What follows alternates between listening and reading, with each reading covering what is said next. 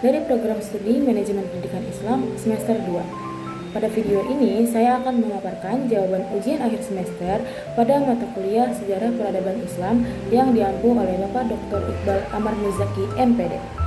Dalam pemaparan ini, saya akan menjawab 8 pertanyaan yang berkaitan dengan perkembangan peradaban Islam dari masa Rasulullah SAW hingga perkembangan Islam di berbagai wilayah dunia. Jawaban yang saya sampaikan disusun berdasarkan kajian sejarah peradaban Islam dan analisis pribadi terhadap dinamika perkembangan peradaban tersebut. Baik, saya akan memulai dari pertanyaan nomor 1. Piagam Madinah yang disusun oleh Rasulullah SAW dapat dipandang sebagai salah satu bentuk konstitusi awal yang mengatur kehidupan masyarakat yang beragam. Nah, di dalamnya itu terdapat aturan mengenai hak dan kewajiban berbagai kelompok, baik kelompok muslim maupun non-muslim, sehingga tercipta kehidupan yang lebih tertib dan stabil. Prinsip yang paling menonjol itu dari Piagam Madinah adalah sikap inklusif dan penghargaan terhadap keberagaman. Nah, pada masa sahabat Khalifah Umar bin Khattab, prinsip keterbukaan tersebut juga terlihat ketika sistem administrasi negara, yaitu berupa diwan, diadopsi dari tradisi Persia. Sahabat Umar tidak menolak sistem itu hanya karena berasal dari luar Arab, tetapi mengambil manfaatnya untuk memperkuat tata kelola pemerintahan Islam.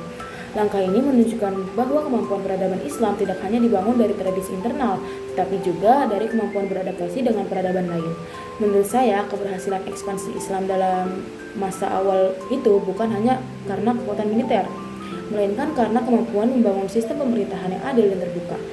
Sikap inklusif tersebut membuat masyarakat di wilayah yang ditaklukkan lebih mudah menerima pemerintahan Islam. Dalam konteks pluralisme modern, semangat Piagam Madinah tetap relevan karena menunjukkan bahwasannya keberagaman itu dapat menjadi kekuatan apabila dikelola melalui prinsip keadilan dan toleransi. Referensi ini saya ambil dari Yatin Badri 2018, Sejarah Peradaban Islam, Jakarta Raja Wali Pers halaman 25-42. Selanjutnya saya akan menjawab pertanyaan nomor 2. Dinasti Umayyah dan Abbasiyah memiliki karakter pemerintahan yang berbeda. Dinasti Umayyah itu lebih menitik beratkan pada perluasan wilayah dan sentralisasi kekuatan. Sedangkan dinasti Abbasiyah itu lebih fokus pada pengembangan ilmu pengetahuan dan birokrasi pemerintahan. Keberhasilan Umayyah dalam memperluas wilayah Islam memang sangat besar, tetapi model pemerintahan yang terlalu berorientasi pada kelompok Arab itu yang menimbulkan ketidakpuasan di kalangan masyarakat non-Arab atau Mawali. Akibatnya muncullah berbagai konflik sosial dan politik yang melemahkan stabilitas pemerintahan. Sementara itu, Abbasiyah berhasil membawa Islam ke masa keemasan melalui perkembangan ilmu pengetahuan, filsafat, kedokteran, matematika, dan berbagai bidang lainnya. Namun, birokrasi yang semakin besar itu membuat pemerintahan pusat kesulitan mengendalikan daerah-daerah yang jauh. Selain itu, muncullah kekuatan lokal dan ketergantungan terhadap tentara bayaran yang menyebabkan otoritas khalifah semakin melemah. Menurut saya, kelemahan kedua dinasti ini tuh menunjukkan bahwasannya keberhasilan ekspansi maupun kemajuan ilmu pengetahuan itu gak akan bertahan lama apabila tidak diimbangi dengan pemerintahan kekuasaan dan penguatan institusi negara. Nah, faktor internal inilah yang akhirnya membuat penyebab utama kemunduran kedua dinasti tersebut. Nah, referensi ini saya ambil dari Yatin Badri tahun 2018, Sejarah Peradaban Islam, Jakarta Raja Wali Pers halaman 43-91. Selanjutnya saya akan masuk pada pertanyaan nomor 3. Nah, Andalusia dan Safawiyah itu menunjukkan dua pendekatan berbeda dalam membangun peradaban Islam. Andalusia itu berkembang melalui pendekatan ilmu pengetahuan dan kebudayaan, sedangkan Safawiyah itu lebih menekankan pada penguatan identitas teologi Syiah sebagai dasar legitimasi politik. Nah, di Andalusia itu perkembangan ilmu pengetahuan sangat pesat. Kota-kota seperti Cordoba menjadi pusat pendidikan dan penelitian yang menarik perhatian dunia. Berbagai karya ilmuwan muslim diterjemahkan ke dalam bahasa Latin dan menjadi salah satu faktor yang mendorong lahirnya Renaissance di Eropa. Oleh karena itulah, pengaruh Andalusia tidak hanya dirasakan oleh umat Islam, tetapi juga oleh peradaban Barat. Di sisi lain, dinasti Safawiyah berhasil memperkuat identitas politik Persia melalui mazhab Syiah. Strategi ini efektif dalam membangun persatuan internal. Namun, dampaknya lebih terbatas pada wilayah tertentu dan seringkali memunculkan ketegangan sektarian. Menurut saya, pendekatan Andalusia memiliki dampak yang lebih luas dan bertahan lebih lama karena berbasis pada ilmu pengetahuan dan bersifat universal. Nah, pengetahuan itu dapat diwariskan lintas generasi dan lintas peradaban. Sedangkan kalau pengaruh politik itu biasanya berkurang ketika kekuasaan suatu dinasti itu sudah berakhir. Nah, referensi ini saya ambil dari Yatin Badri 2018, Sejarah Peradaban Islam, Jakarta Raja Wali Pers halaman 167-211. Berikutnya saya akan membahas pertanyaan nomor 4. Bangsa Mongol awalnya dikenal sebagai penghancur pusat peradaban Islam, terutama setelah penyerangan Baghdad pada tahun 1258. Namun, dalam perkembangan selanjutnya terjadi proses asimilasi budaya yang menarik.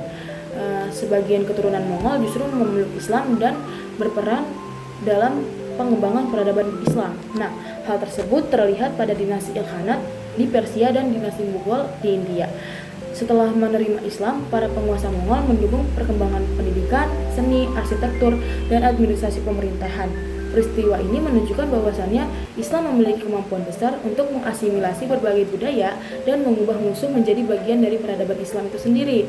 Nah, berbeda dengan Mongol, Turki Utsmani membangun kejayaannya itu melalui kekuatan militer yang terorganisasi dan sistem birokrasi yang kuat. Dengan dukungan administrasi yang baik, Kesultanan Utsmani mampu mempertahankan wilayah kekuasaannya selama berabad-abad. Menurut saya, asimilasi budaya Mongol itu menunjukkan bahwasannya kekuatan nilai dan budaya Islam, sedangkan keberhasilan Utsmani menunjukkan pentingnya institusi politik yang kuat. Nah, keduanya itu tuh memiliki pelajaran yang besar bahwasannya peradaban itu membutuhkan keseimbangan antara kekuatan budaya dan kekuatan pemerintahan gitu. Nah, referensi ini saya ambil dari Yatim Badri 2018 Sejarah Peradaban Islam, Jakarta Raja Wali Persalaman 154 sampai 166 dan halaman 212 sampai 233. Selanjutnya saya akan masuk pada pertanyaan nomor 5. Nah, Islamisasi di Indonesia dan Asia Tenggara berlangsung secara damai melalui perdagangan, perkawinan, pendidikan, dan akulturasi budaya. Pola ini berbeda dengan beberapa wilayah lain yang mengalami proses penyebaran Islam melalui ekspansi politik militer. Karena berlangsung secara damai, masyarakat Nusantara dapat menerima Islam tanpa harus meninggalkan seluruh tradisi lokal yang ada sebelumnya. Akibatnya lahirlah corak Islam yang moderat, toleran, dan mampu beradaptasi dengan budaya setempat. Banyak tradisi lokal yang kemudian diberi nilai-nilai Islam tanpa menghilangkan identitas budayanya. Menurut saya, pola akulturasi ini menjadi salah satu alasan mengapa Islam di Indonesia memiliki karakter yang relatif terbuka dan mudah menerima perbedaan. Konsep Islam Nusantara sebenarnya merupakan hasil dari proses sejarah yang panjang. Di tengah munculnya berbagai paham radikal saat ini, pengalaman sejarah tersebut menjadi modal penting untuk menjaga sikap moderat dan kehidupan masyarakat yang harmonis. Referensi ini saya ambil dari Yatim Badri 2018 Sejarah Peradaban Islam, Jakarta Raja Wali Persalaman 296 sampai 317. Berikutnya saya akan menjawab pertanyaan nomor 6. Nah, sejarah itu menunjukkan bahwasannya peradaban Islam tidak hanya berkembang di Timur Tengah.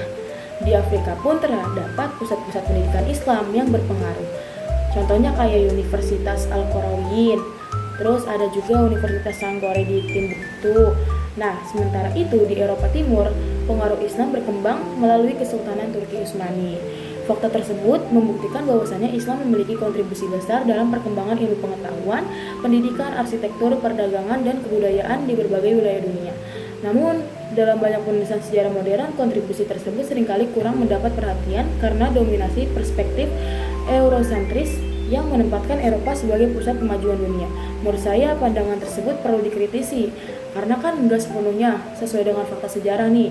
Banyak gitu perkembangan ilmu pengetahuan di Eropa yang juga dipengaruhi oleh kontribusi ilmuwan Muslim.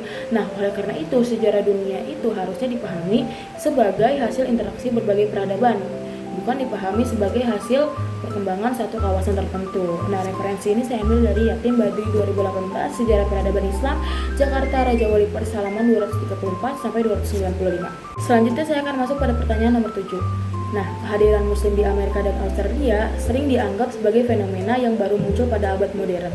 Namun, terdapat berbagai kajian yang menunjukkan adanya kemungkinan kontak yang lebih awal, seperti hubungan pelaut Makassar dengan masyarakat aborigin di Australia, serta berbagai teori mengenai kedatangan Muslim sebelum era Columbus di Amerika.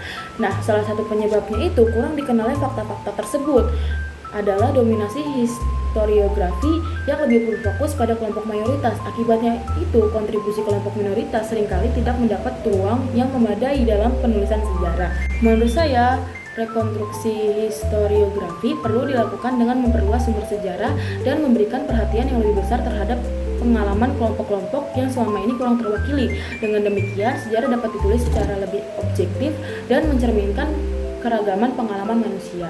Referensi ini saya ambil dari Yatim Badri 2018 Sejarah Peradaban Islam, Jakarta Raja Wali Pers.